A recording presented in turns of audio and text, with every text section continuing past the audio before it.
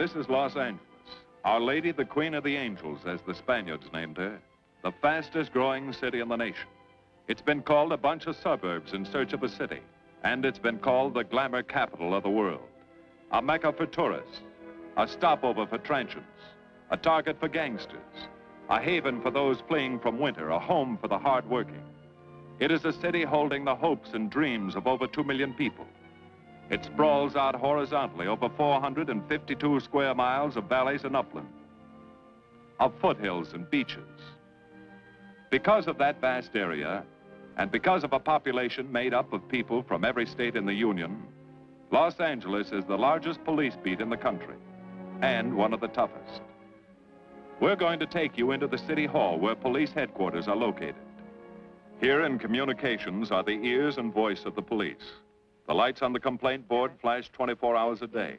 Citizens reporting a prowler, a lost child, a man molesting a woman, an auto accident, a wild party. Spend an hour or two here and you will think the whole city has gone berserk. Minute by minute, the orders go out to the radio cars in the far-flung divisions. Watts and Wilshire and West Los Angeles. Hollywood and Hollenbeck Heights in North Hollywood. The work of the police, like that of woman, is never done. This is the case history of a killer, taken from the files of the Detective Division. The facts are told here as they happen. The story properly starts here in Hollywood Division headquarters at 1 o'clock of a June morning last year. Officer Robert Rawlins had finished his tour of duty and signed out. It had been a tough day. He'd be glad to get home. His wife would be waiting up for him as she always did.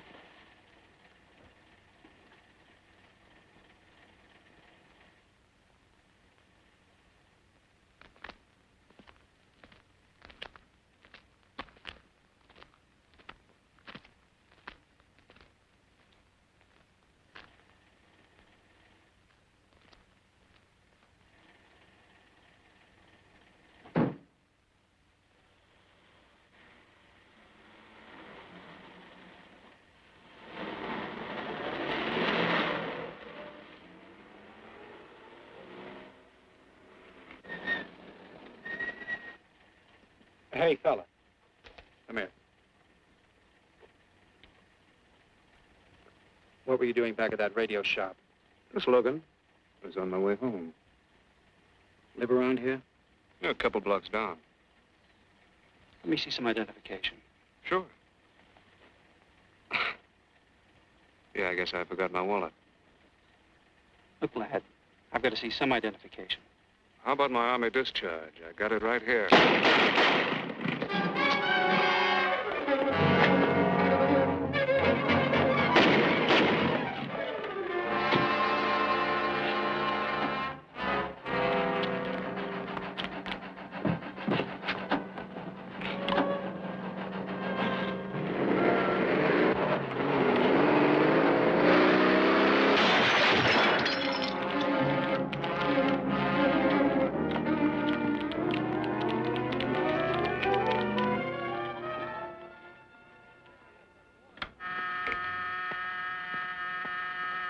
Police Department, Operator 27. I want to report the shooting of a policeman. Hold on, please. Give me that again, please. I'm calling to report the shooting of a policeman. What's the address? 5057 State Street, just west of Santa Monica. Just a minute. Receiving hospital. Operator 2.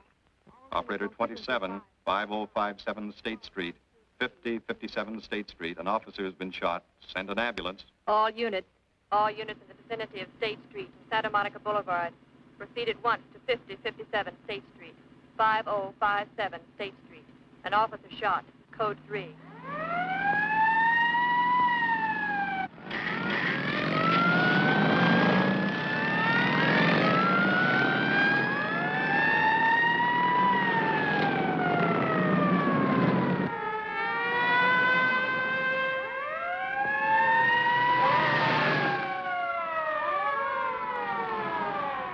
K to Control 1. Control 1 to 80K. Go ahead. This is Breen. Instruct homicide to throw out a dragnet and pick up all suspicious characters in the area of the shooting. Also notify Sergeants Marty Brennan and Chuck Jones to report to me at the scene of the crime. Control 1 to 80K. Roger.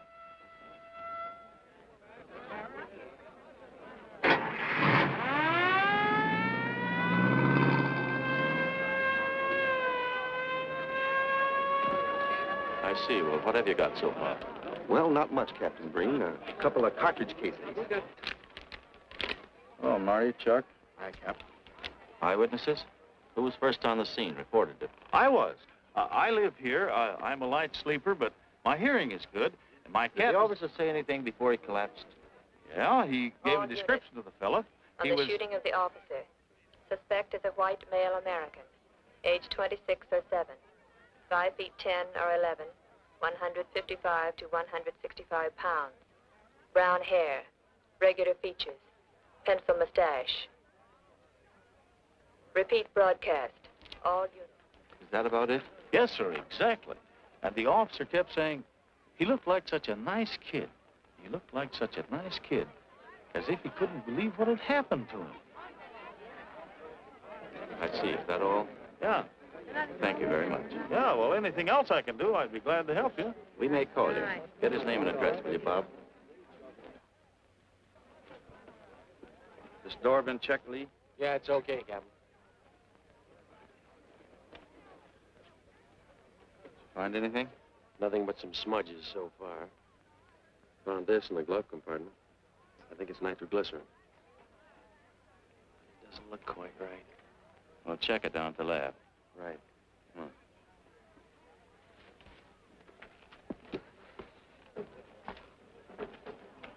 Open this up, Joe.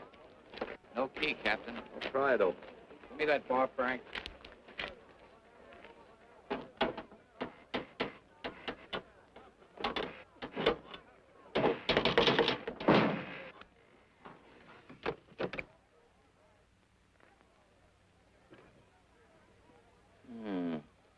Regular arsenal. Yeah, get a load of that. What is it? I don't know. It looks like some kind of an electrical device. United States Navy. It's either stolen or war surplus. Send all this stuff down to the lab and check the serial number on that Navy equipment. Yes, sir. Captain Breen. We found these in the weeds over by the radio store. What do you got? A pair of cloth gloves, Captain. Well, he thought of everything, didn't he? All right, give him to one of the technicians. Yes, sir. Marty, you and Chuck come along with me. Let's go downtown and see what they picked up in the dragnet. Right.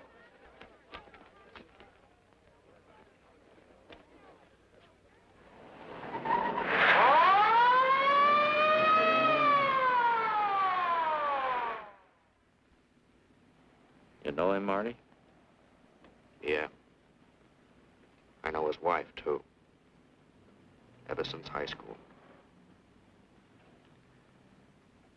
Captain, I wish you'd let Chuck and me handle this case. All right. I don't want any dead heroes. I just want the man who shot Rollins. The suspects began to arrive at headquarters in droves. The police tossed every motel and hotel and many private homes in a 4-square-mile area around the scene of the shooting. Every available radio car and patrolman and detective was out on the dragnet. The strings were being drawn tighter and tighter. Many a man returning from a date or a late party or a poker game surprisingly found himself in a squad car, its siren screaming as it brought him to the detective bureau. The dragnet gathered in some strange fish, and many ordinary ones. All the rest of that night, the detectives probed, needled, questioned, quizzed. Everything was checked. Fingerprints, names, addresses, stories. Every fish in the net was examined. Most of them thrown back into the sea, not worth keeping. Except a few parole violators and slightly shady characters whose stories needed a lot of verifying. I wasn't prowling no cards. Just taking a walk, you know, getting in condition. You were running when the radio car picked you up. Yeah? Maybe that's why the guys call me Punchy. He's got a point there. 2 felony convictions, no warrant, no warrant. He's on parole. Book him, violation of parole. Let's have the next one, Joe. What were you doing in that vacant lot? The vacant lot. Lot? What were you doing in it at that time of night? Nên mỗi mình cũng cho lo ngồi ấy xì hữu nội là ngồi ấy 30 cái nền bị luật với lại của ngồi sinh thành nghĩa ngồi thành ca thì giờ ngồi từ lừa đầu ra sang gì. You say your name is Ralph Henderson. So what? Well, you know, it's a funny thing, Ralph. There's a guy around this town that's been wearing your fingerprints. Only his name is Pete Hannon. Okay. So I'm dead. So what's one more confession in my life? Now you're talking, Hammond. Okay, Andy. Hello, Harry. What have we got here? Oh, some robbery suspects. Candidates for San Quentin. Handsome here is the big shot. He runs the outfit. Have a gander at his record. Car theft, escape from reform school, robbery, assault with a deadly weapon. Not bad. Look at the heater we found on him. German Luger, fully loaded. Redhead here tried to carve up one of the arresting officers with this pretty toy. Nice boys. By dawn, many minor wrongdoings had been uncovered, and a few incipient felonies. The checking of the suspects had been thorough, painstaking, and tedious. But all the work was for nothing. The man who had shot Officer Rollins was not among them. He remained no more than a description, a shadow of a man, mysterious, elusive, deadly, hidden away somewhere in the vast city. As for Rollins himself, he couldn't help. He was in a coma at receiving hospital. Mrs. Rollins waited out the long, tense hours while her husband fought to live. Many another officer's wife had so waited. Many another will. The word came shortly after sunup.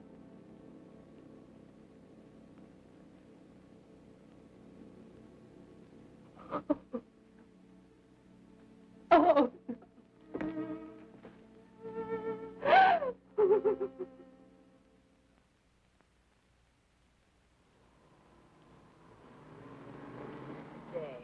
A white male American, 26 or 7, 5 feet 10 or 11, 155 to 165 pounds, brown hair, regular features, pencil mustache.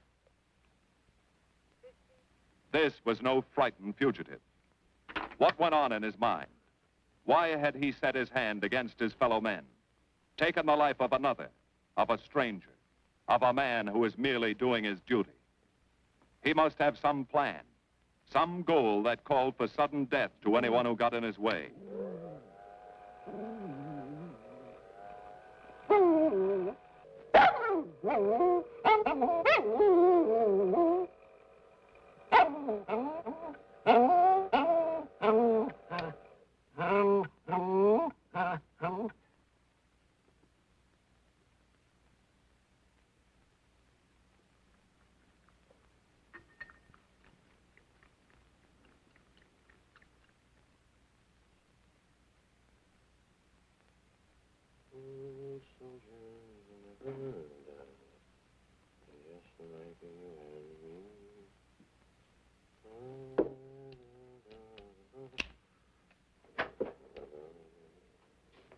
Good morning, boys.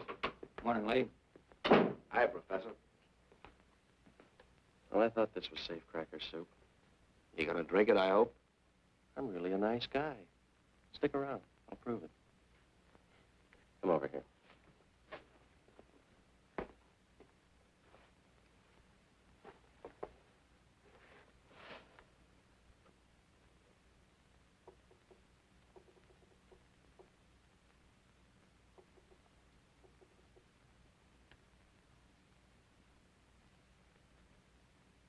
Hold this for me, will you, Chuck? Thank you. Now, if you'll hand me that hammer, Marty. Thank you.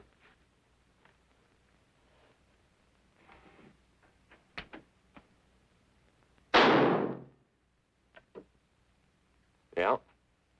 Nitroglycerin. I didn't ask for a collection of fingers, just fingerprints. All those nice fingerprints on the car belong to the man it was stolen from, Cap. Nothing on the guns or picklocks? Not even an interesting smudge. The gloves?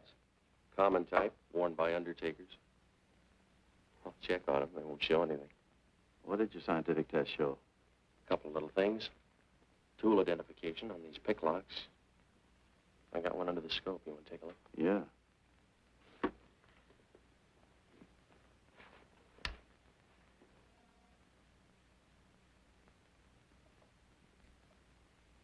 Take a look. I see. Well, it seems to tie the tool up with the lock. Now, if that microscope could only tell us who did it. I'm working on that. No, only an amateur would carry that liquid dynamite in a car. This boy's no amateur. Took the precaution of desensitizing it so it'll take normal shock. Took a lot of other precautions, too. No fingerprints, no identification, nothing definite. Except he's scientific. Knows electricity. Is inventive. Yeah. I'm happy on the trigger. This is Captain Breen. Get me Captain Stevens a burglary, will you? I hate to disappoint you, Lee, but I think you've come up with something. Hello, Steve. How are you? Did your daughter's marriage come off all right? Good. Look, Steve, on those burglaries of electrical equipment lately, were there any where picklocks were used to gain entry? Good. Well, let me know if there's another report of one, will you? I've got an idea the Rawlins killer may be tied in with those. Fine. And give my regards to the newlyweds, too. So long, Steve. Well, what are you waiting for? You've got a job, haven't you? Get going. Yeah, let's go, Junior. Hold this for me, will you, Lee? Thanks. And so, with no fingerprints and only a vague description to go by, Sergeant Brennan turned to the modus operandi file. A criminal, like any human being, has his own habit patterns, unconscious traits that can lead to his downfall.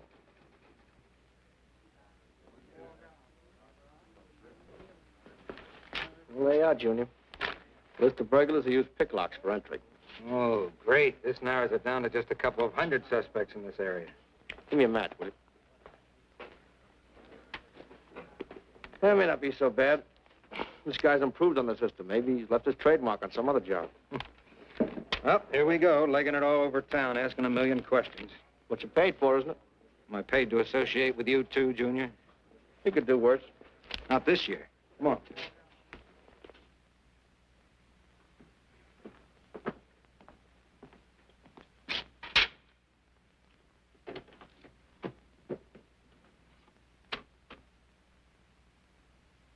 Car 12, car 12, in the 10,000 block on Mississippi.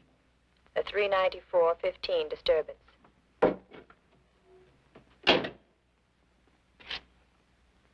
Car 80K, code 1.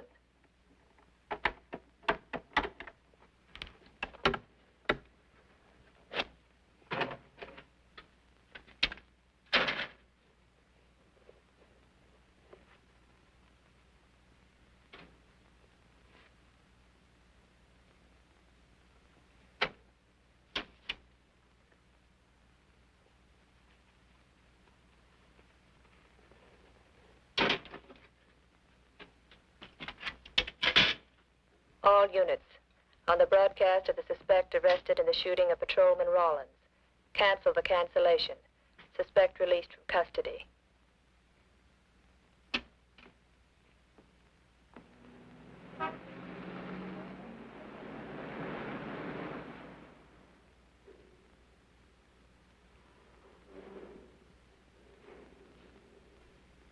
Oh, hello, Mr. Martin. You find Mr. Reeves in the machine shop.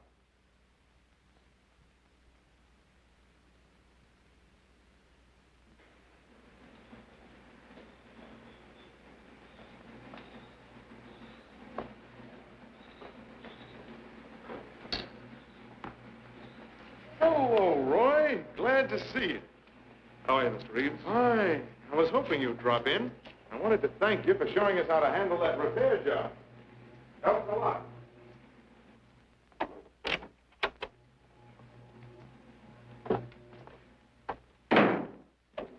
Well, what have we got this time?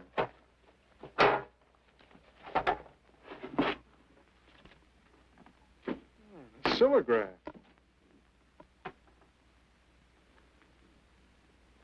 Well, there are plenty of these around, Roy. Not like this one. Yes, I see. I suppose, as usual, you've added your own improvements. You know, it seems wrong that a man of your talents should bother consigning equipment for rental. I'd like to see you devote yourself entirely to experimental electronics. It'll come one day. I'll have a place like this. Well, why wait? I've got a pretty good setup here. You'd have modern equipment to work with, a lab, and my confidence. Thanks, Mr. Reeves. I have other plans. But, Roy, you can't tell where it'll lead. Might even work your way around to a percentage of the business. I like it this way. You just rent out my equipment. All right. All right. But if you should change your mind... I'm not likely to change my mind. I suppose you want me to set this up for rental, too. Mr. Reeves, you've already got 5 pieces of my equipment. And you'd like to know what results I've had from the rental so far, Well, I can't say as I blame you. I think you'll find this satisfactory. Satisfactory. Goodbye, Mr. Reeves. And you'll come back again soon, won't you? Sure. Oh, incidentally, how's that television projector coming along? The one you said would reflect a 12-foot image. Still working on it. I just wanted you to know I've already set up a rental on it. In fact, I think they'd like to buy. It'll come pretty high. Oh, money's no consideration with this customer.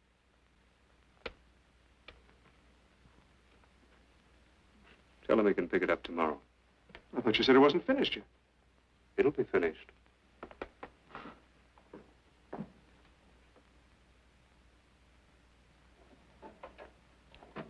It uses an image fixer and then projects by ordinary incandescence. Roy, this is the best television projector I've ever seen. Let's hope that your customer thinks so. He will. Yes? Send him right in, Charlotte. There, you see, our customer is here, begging for the privilege of buying. Better be running along. I'm not much good at business. Oh, but Roy, he'll want to congratulate you. Just see that the price is right. All right, Roy. I'll get you a good deal. So long. See you.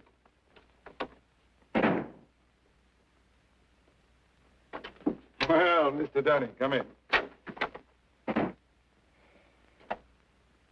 Isn't it a beauty?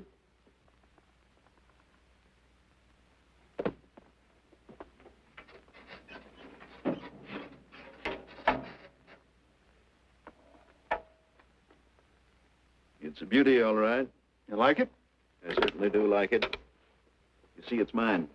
What do you mean? Let me have the police. I built it. Spent years on it. Oh, you must be crazy. Roy built this machine himself. Your friend's a crook, Paul. You've been taken in. Hello? Give me the burglary detail. Dear Jim, regarding your inquiry on a .38 caliber Smith & Wesson revolver, serial... Oh, come in, boys. Burglary detail just sent this report through. There's a man named Dunning reports tracing a stolen television projector to the Reeves Electronics Lab. Think it's a tie with the Rawlins case? Well, take a look at this fellow Reeves and see what gives. I'll notify burglary we're following up on it. Right. Come on, Junior. What else did he place with you for rental? Oh, a number of things. All war surplus that he bought on his veterans rating. Oh, is this more of his equipment? Yes. Yes, he left it here on consignment. I'm sure that Roy can explain everything. Well, maybe he can, Mr. Reeves, if you'll tell us where he lives. But I don't know. Mr. Martin's on the phone, sir. I'd better talk to him. I think so, Mr. Reeves. I'll take it in the superintendent's office.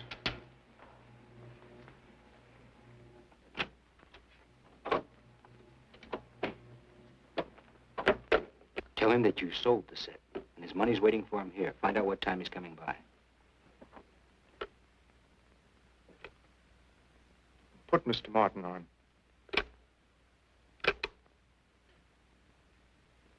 Hello, Roy?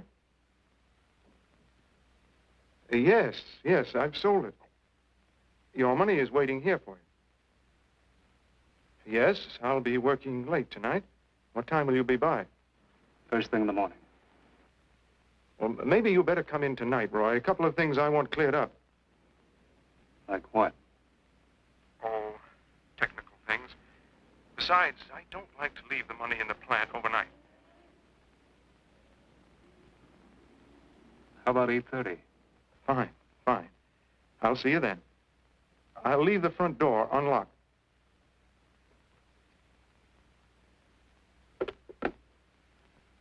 You'll be here at 8:30.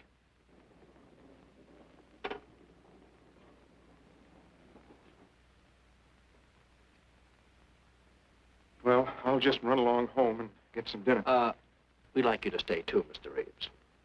Why? For company. You want to cooperate, don't you, Mr. Reeves? Certainly. Good.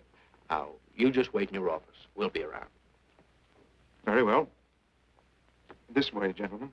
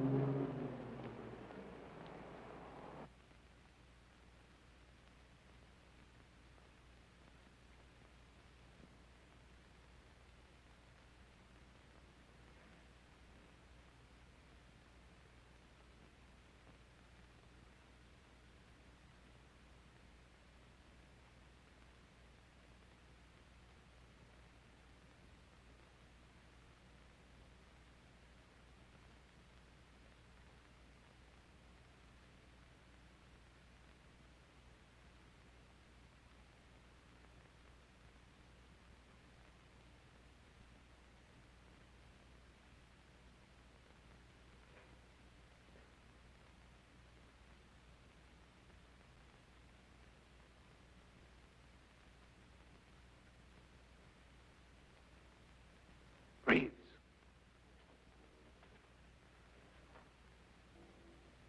that you, Roy?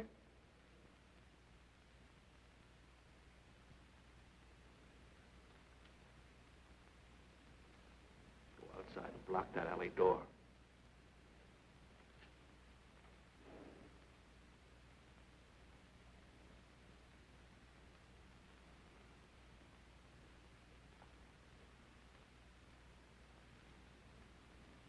Where are you, Roy?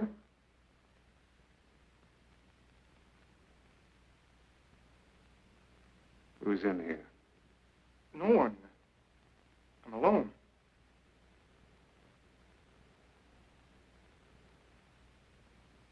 Come on in. I've got your money for you.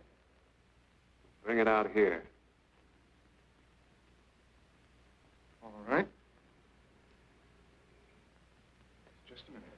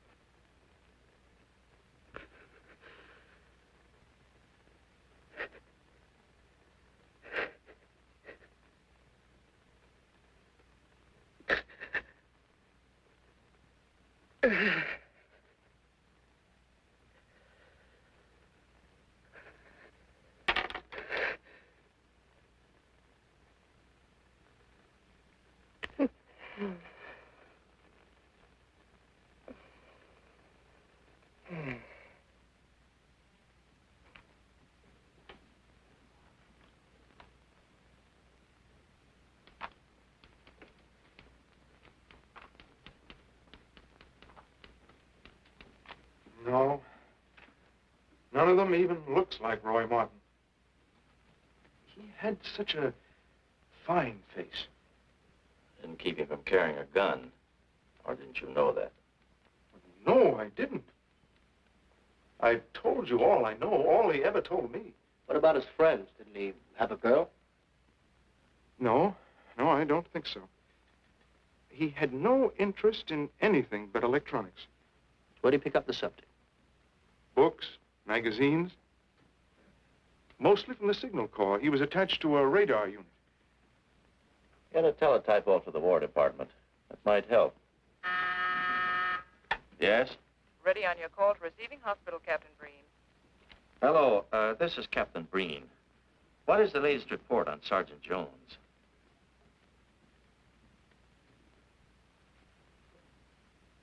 I see.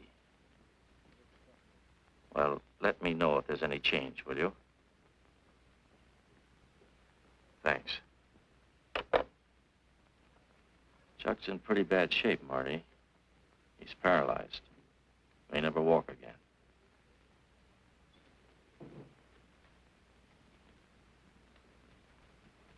Oh, I'm sorry. It's funny that Martin showed up at 7 when he told you he wouldn't be there till 8:30. I don't know why.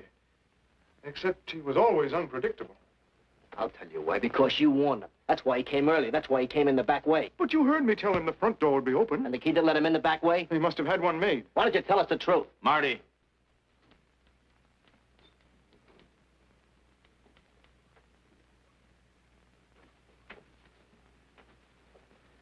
Now, look, Paul. You can make it a lot easier for us to believe your story if you'll just give us some facts. Something that might help us. I told you all I know. I've been gullible, all right, letting him make a fool of me. But I'd do anything to make up for what he did to Detective Jones. Sure you would. You can go now. Oh, thanks. Thanks. My friends, they can vouch for my character. That's good. We'll call you if we need you. Thank you very much. I think he's telling the truth, Marty. I think he's just gullible, like he said. What about the stolen stuff he was trying to peddle for Martin? We'll use it for bait. Maybe Martin will come back for it. Then we can ask him. Here. Nevertheless, I want a 24-hour tail put on Reeves, and I want a watch on his home and his factory. Right. You can keep those. Okay, Cap.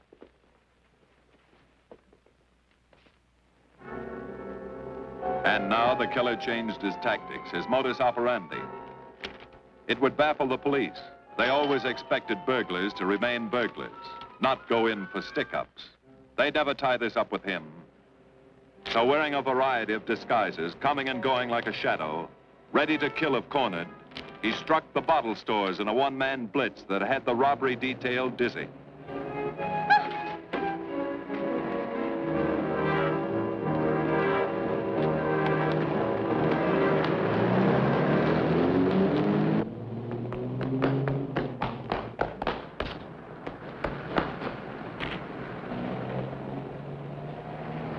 The killer, always resourceful, always thinking along lines that would baffle his hunters, had discovered an ideal avenue of escape.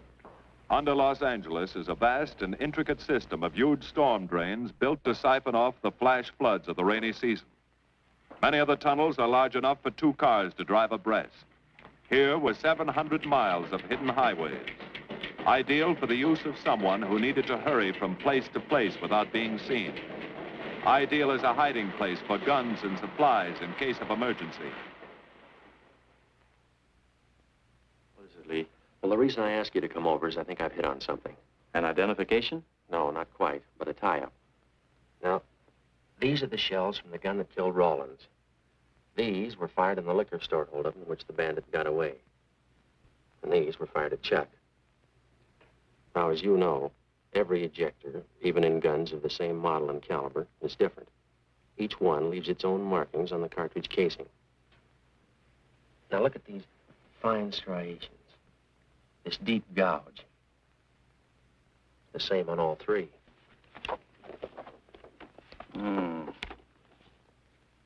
In other words, the man who killed Rawlins and the man who shot at Jones and Brennan, the stick-up who's blitzing the liquor stores are all the same man. Right. All we need to know is what that man looks like. Get me Chandler in robbery, will you? I've got an idea about that. Also, it'll give us a chance to see if Reeves is on the level with us.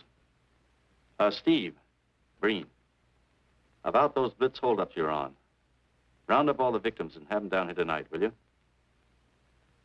Oh, it's just a little scheme. Thanks, Steve. That's good.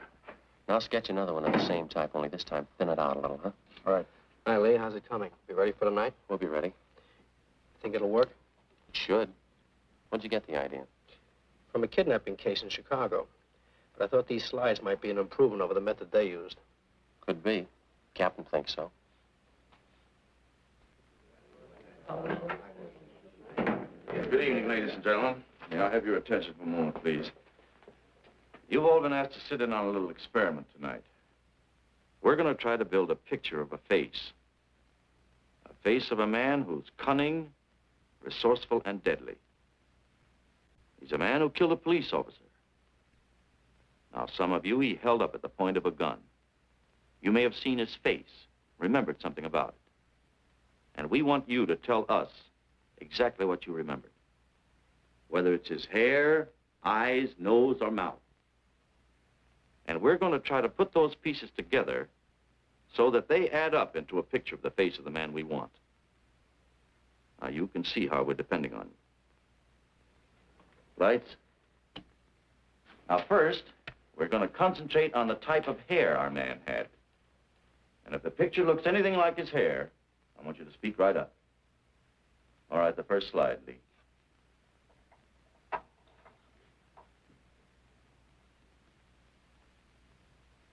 His hair had waves in it, well-groomed. That's the idea, Miss Smith.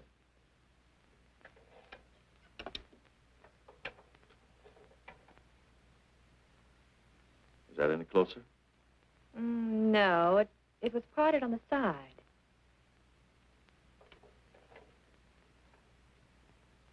Oh, that's more like it, except it was thicker.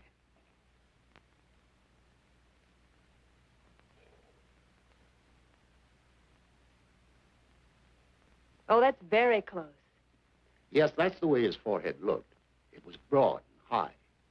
All right, hold that slide. On the next series of slides, we'll take into account his eyes.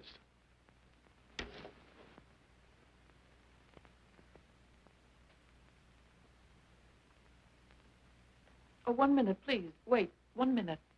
His eyes were a little like that. Maybe a little smaller, like beads. Go on, Lee.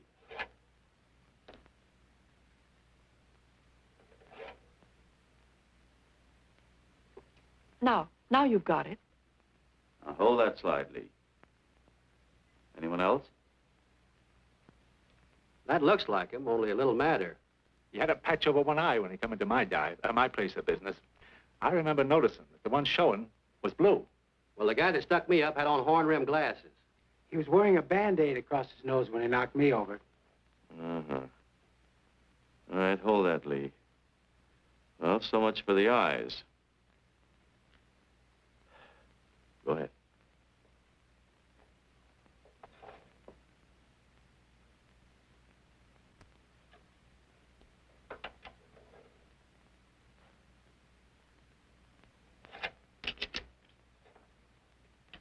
Señor Capitán. Yes, Miss Montalvo? Ay, ¿cómo se dice en inglés? A sus órdenes, señorita. Ah, qué bien. En este bandido, la nariz fue chata, como aquella, pero un poco más chata y más ancha. Like that, Captain, but more snub, wider. Try another one, Lee. Como aquella. Casi la misma. She says that's about it. Thank you very much, Miss Montalvo. Get Reeves. Any more comments? That's pretty close, all right. Pretty close. Perfect. All right, now we'll start on the mouth and chin. The next series, Lee. I think his lower lip stuck out more. The mouth was thin and mean, like it never laughed. Go ahead. Something like that, but thicker lips. There. That's it. That's him. All right, now hold that right there, Lee.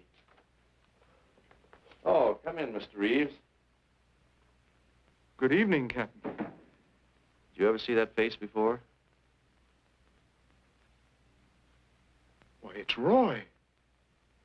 Except for the hair being a little lighter and the eyebrows heavier, it's Roy.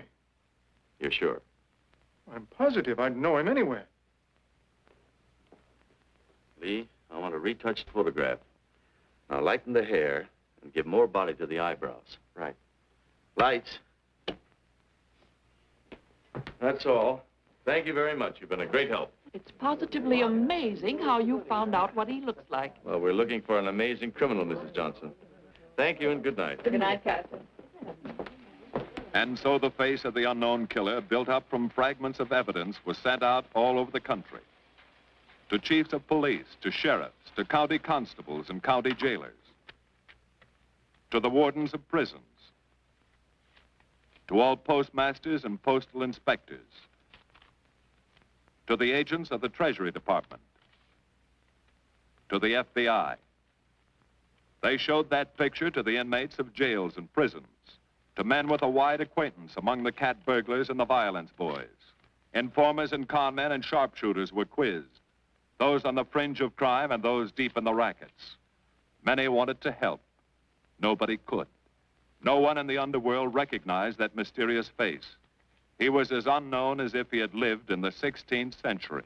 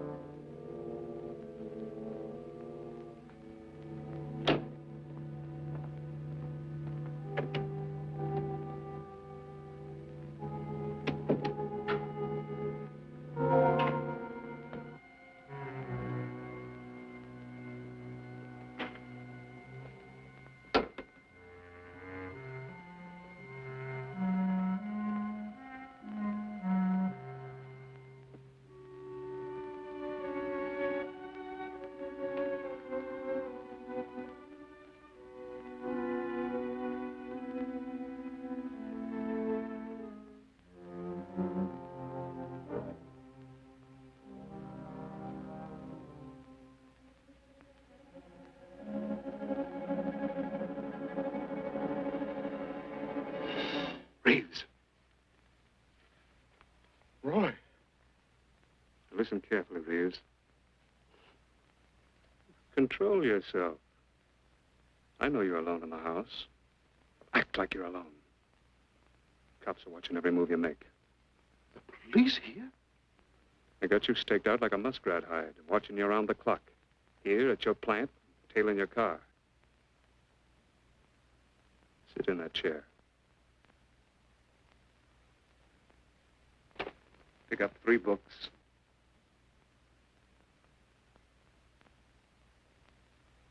Don't look up and don't answer me. All right. But glance at the books.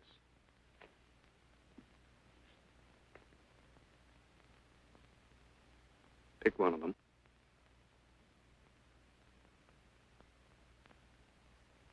Okay. Now, that's the book you want to read before you go to bed. Now, get up and turn off the lamp.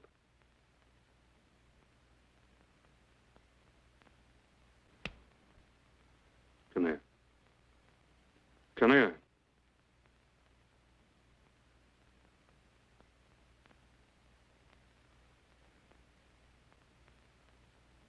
Go in the den.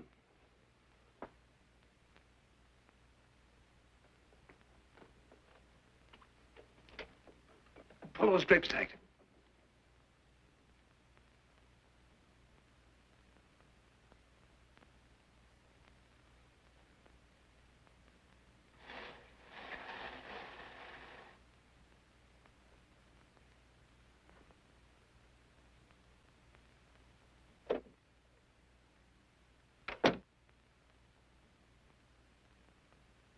Now get away from him.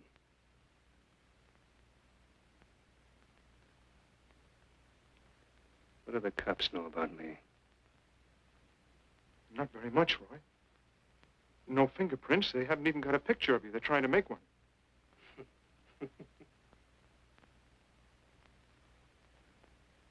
How much cash you got in the house? None. I never keep any cash in the house. It isn't good business. I suppose you think it was good business letting me walk into that trap. No, Roy, no. Don't do anything you'll regret. Now listen to me. It isn't too late. Give yourself up. Come to your senses before you kill someone else.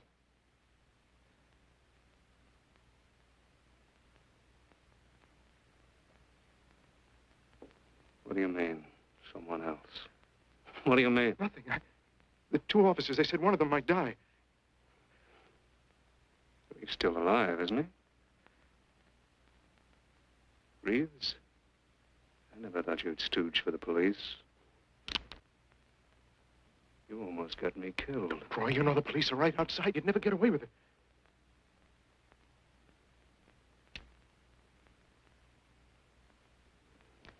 That's right. Now you're being sensible.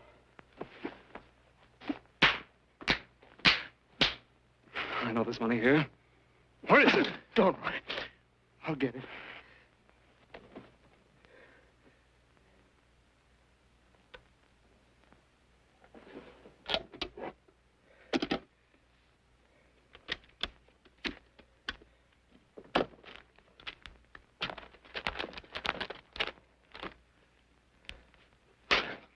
It's not enough. Stuff you've got in mind is worth thousands. I'll get more. Get it. Keep it handy. I'll be back next week, next month. But get it and have it ready. Just give me time.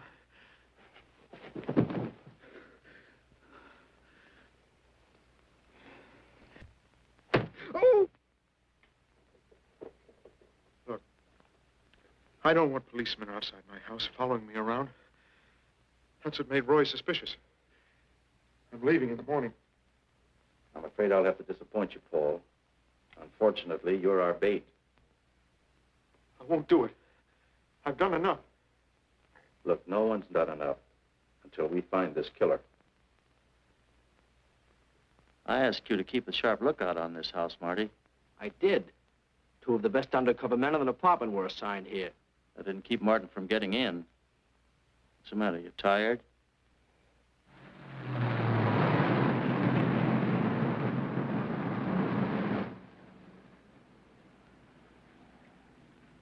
You got any idea how long you've been on this case, Marty? Months. Long enough to have come up with something by this time. You know any more about the Rawlins killer than you knew the first week? Yeah.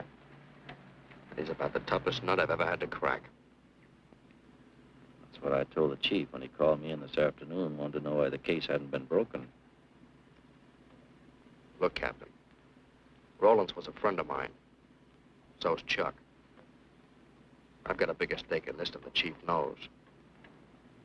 I'm doing everything I can. Oh, I'm afraid it's not enough, Marty. Maybe you're too close to it to see it clearly. Maybe it needs a fresh team, a new viewpoint. I think you better take a couple of weeks off, Marty. Starting tomorrow. Anything you say, Captain.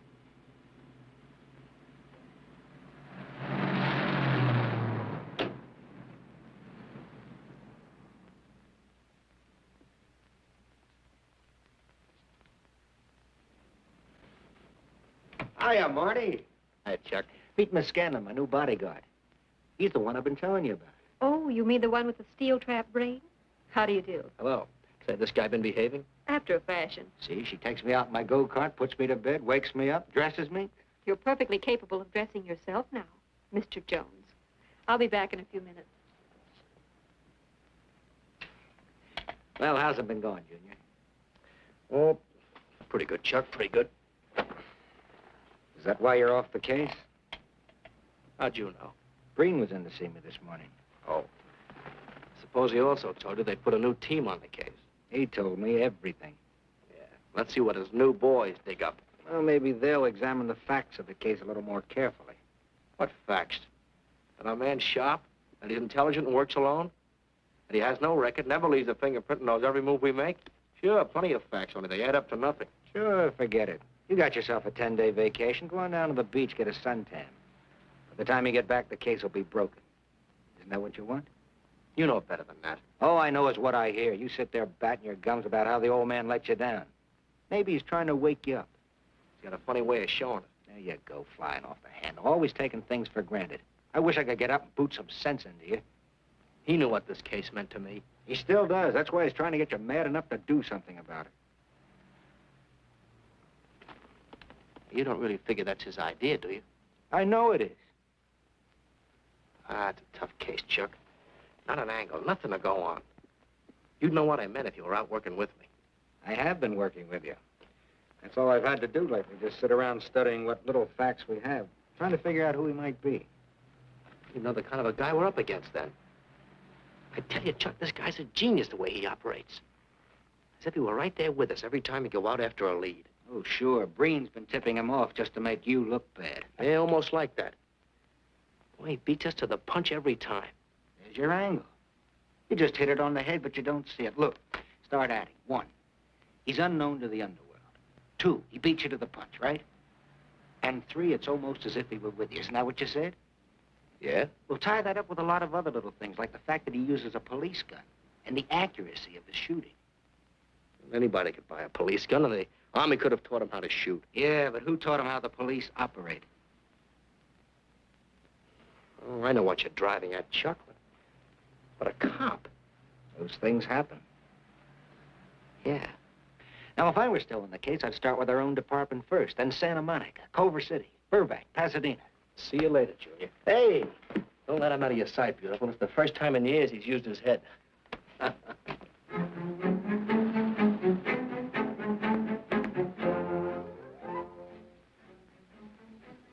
But you get a print of every mug we take. We always send L.A. a copy, Sergeant. It's personnel photos I want. You mean of our boys? That's Roland's killer, isn't it? That's right.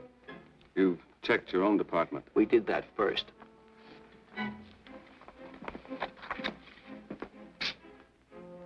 And so the tedious quest went on. Sergeant Brennan wore out his shoes and his patience, going from police station to police station, checking photos until his eyes were blurry. For police work is not all glamour and excitement and glory.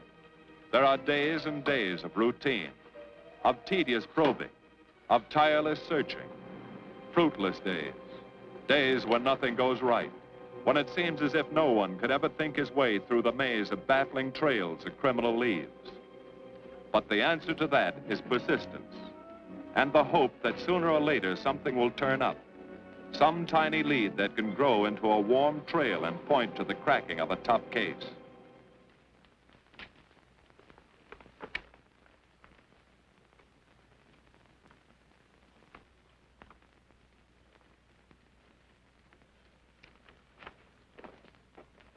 Well, that does it, boys.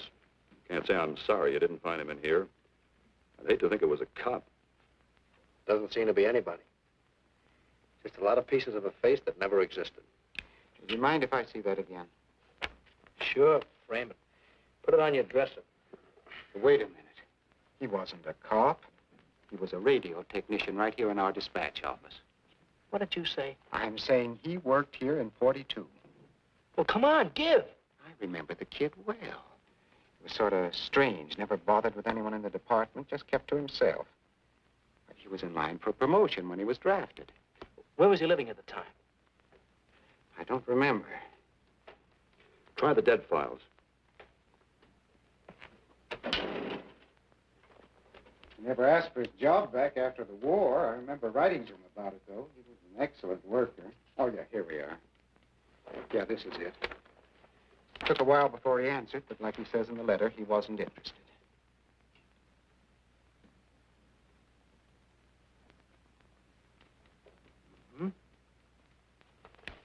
Postmarked Hollywood. No return address. What do you want us to do? All the work?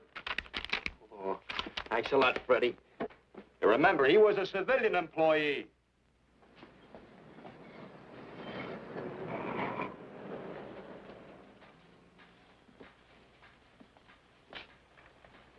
Well, how about it? Anybody recognize him?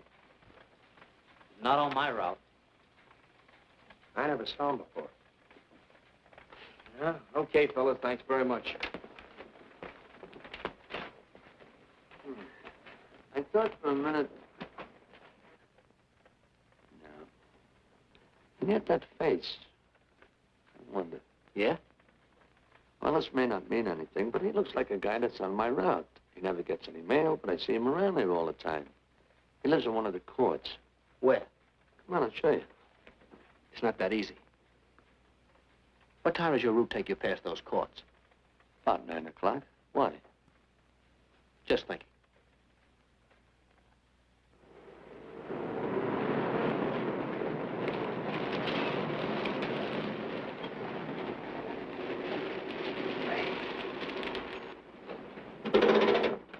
You got any chocolate milk?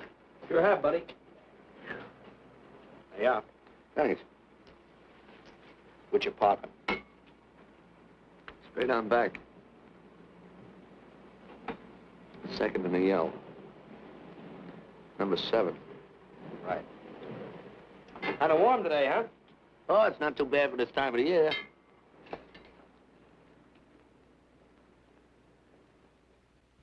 Good morning. Morning. You're new in the route, aren't you? We had substitute. What happened to the other fellow? Sick. Oh, what's the matter with him? I don't know. I catch everything. Hear about it on the radio, and next morning I got it. Too bad. You aren't very social. The regular fellow always stops and talks to you. Sorry, Eddie, I'm a little late this morning. I was hoping maybe you could help me. There's something very funny going on in this court. Yeah? I was scared to go to the police with it. I thought maybe I might be poisoned. What? Yeah. By the manager. She's a witch. She's a what? A witch. She puts poison in my milk. Oh, I see. Look, you switch the bottles when she isn't looking, see? Drink her milk. Then you'll be safe, right?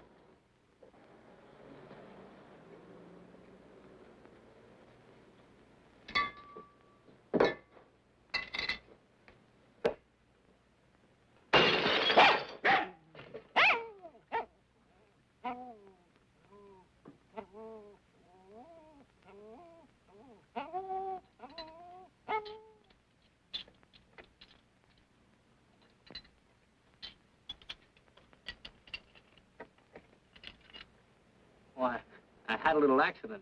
Got a mop, I'll clean it up. Leave it be. I'll clean it up myself. Okay, mister.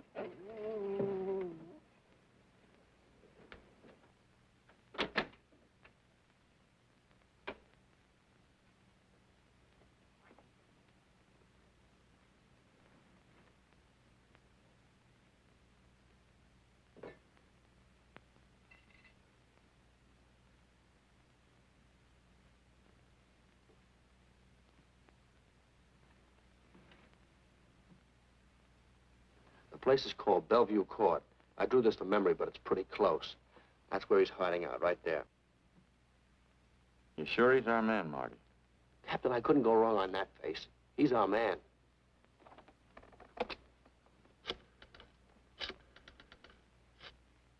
Oh, they're 5 cottages in this area, and 2, number 6 and 7, in the L at the end of the row. Our man lives in number 7. This building department plan will show you the whole layout. It's bounded on 3 sides by Fuller, Santa Monica, and Poinsettia. Now, the court is partly surrounded by a high wall. Breen, homicide. Good. You keep your eyes open until we get there. Morgan has just gone into his bungalow alone. Any questions? All right, you all have your instructions. Let's go.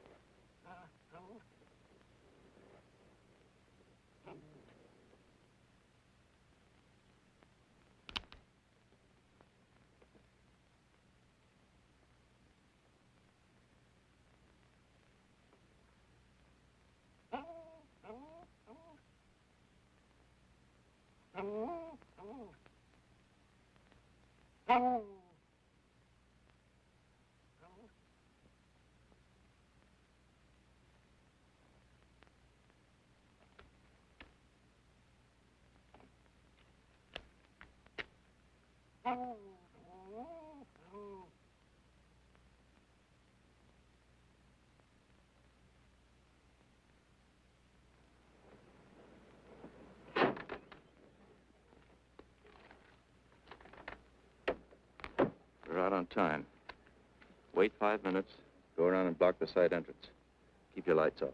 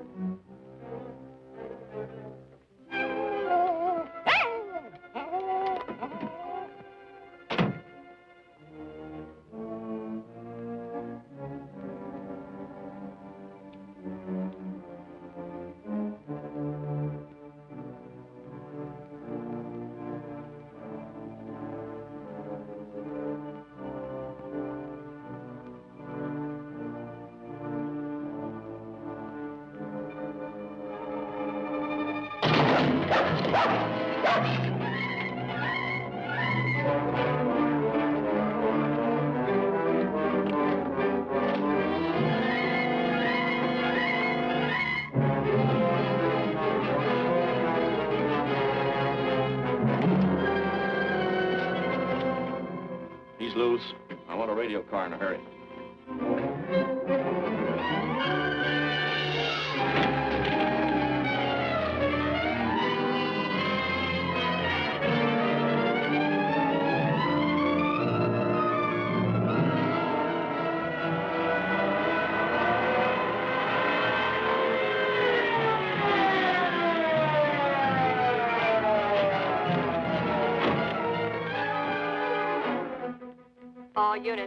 All units in the vicinity of Santa Monica and Fuller.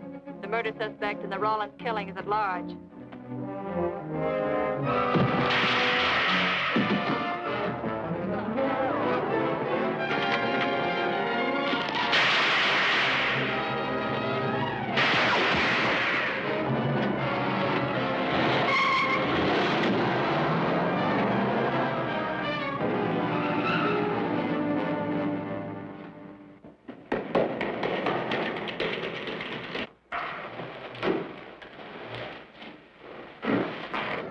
I want a map covering the storm drain system in this area. Get it and meet me at Bennis and Garfield. Jones, Miller, you stay here in case he comes up for air. I want a man at every other drain entrance along this line.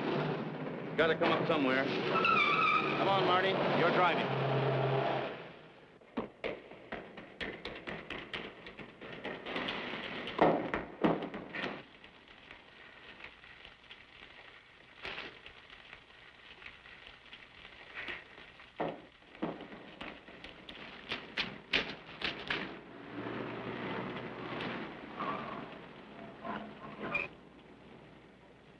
Keep this drain covered.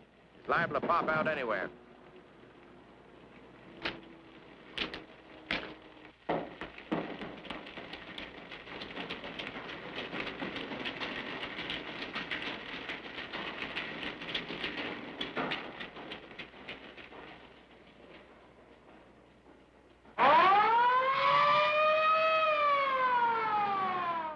Why Bennis and Garfield, Captain? It's the main intersection of the system. We can head him off that way.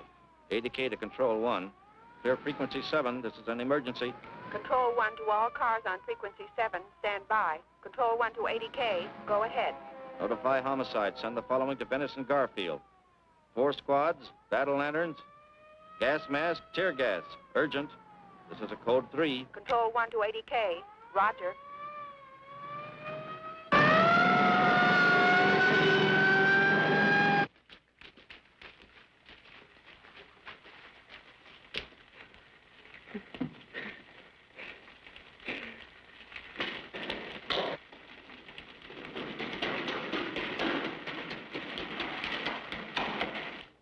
Probably head down this main drain to where it comes out at the Rio Hondo.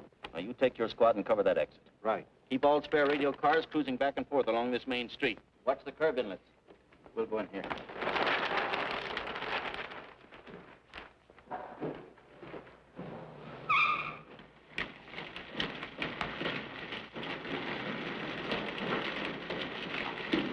Any sign of him?